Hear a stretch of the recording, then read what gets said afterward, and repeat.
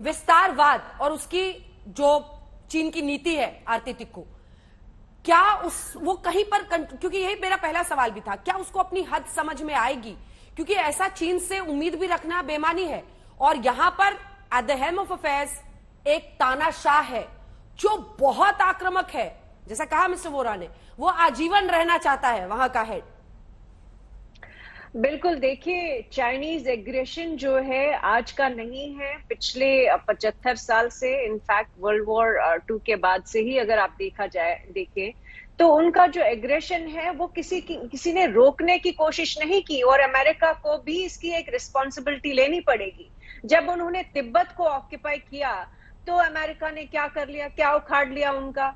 जब उन्होंने जम्मू एंड कश्मीर का जो एक इम्पोर्टेंट हिस्सा है अक्साई चिन और हमारे नॉर्थ ईस्ट में उन्होंने डिस्प्यूट किया, तो वहां पे किसी ने उसको नहीं रोका।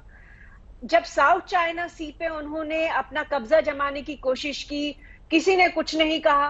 तो अमेरिका की भी पूरी रिस्पॉन्सिबिलिटी है। इसीलिए इनफैक्ट मैं एम्बेसडर बोरा के साथ बिल्कुल एग्री करती हूँ कि पिंग पोंग हो रहा है, एक आंखों ही आंखों से जो उनकी एक अंडरस्टैंडिंग रही है पिछले 75 साल में चाइना और अमेरिका के बीच में, वो चल रहा है। दोनों एक दूसरे को नहीं टोकेंगे और नहीं डूबने देंगे, वो एक दूसरे को बचा रहे हैं। इस गलतफहमी में हम ना रहे कि वो एक दूसरे के खिलाफ कोई जंग लड़ेंगे या जंग लड़ रहे हैं। इनफैक्ट उनकी ट्रेड पॉलिसी आप देख लीजिए, चाइना को चाइना किसने बनाया? जितनी भी वो पावर आज दिखा रहे हैं, इकोनॉमिक पावर दिखा रहे हैं, मिलिट्री पावर दिखा रहे हैं, वो कैसे हुआ? वो अमेरिका की जो पॉलिसी रही, उनको WTO में जगह दी। अब क्या अपनी पुरानी गलतियों का खामियाजा अमेरिका भुगत रहा है कि चीन अब सीधे अमेरिका को चुनौती देने लगा है और धमकी दी चीन के राष्ट्रपति शी जिनपिंग ने अमेरिका के राष्ट्रपति जो बाइडेन को कि आग से मत खेलो, जल जाओगे।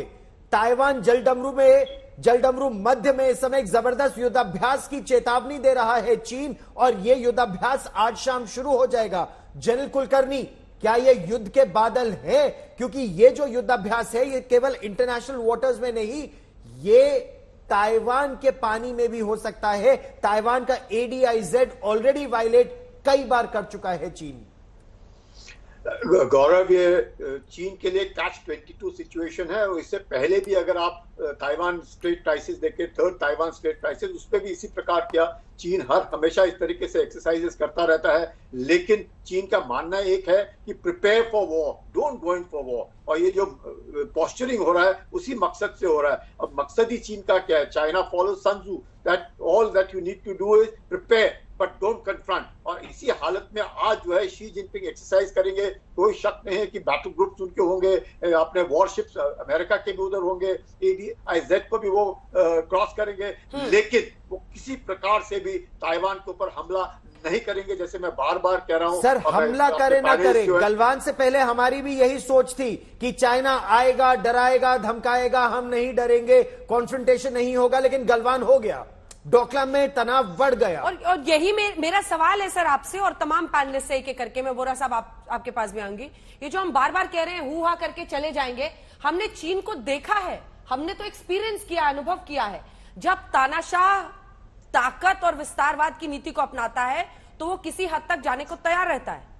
जनरल कुलकर्णी। अंजना जी, ऐसी बात है कि Taiwan, eastern Ladakh, Ukraine, Afghanistan, सब अलग अलग ये क्राइसिस है। और जहां तक कि ताइवान की बात है, सिंस 1949 यूएसए का जो स्टैंड रहा है वो आज तक रहा है।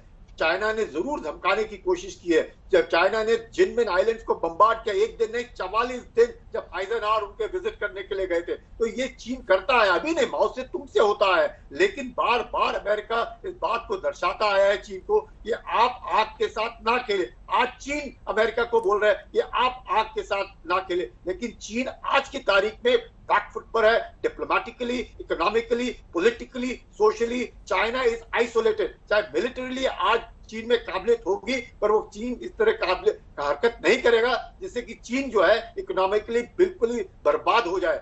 आज यही कहा गया था रूस के बारे में भी। जनरल साहब, अगर आपकी अनुमति हो, यही कहा गया था रूस के बारे में कि रूस पूरी तरह से आइसोलेट हो गया है, रूस कुछ नहीं कर पाएगा, और रूस अब पलटवार कर रहा है यूक्रेन पर भी। और ईंधन के लिए एम्बेसडर वोरा, पूरा एक तरह से पूरा यूरोप घुटनों के बल आएगा रूस के पास जैसे ही सर्दियां शुरू होंगी।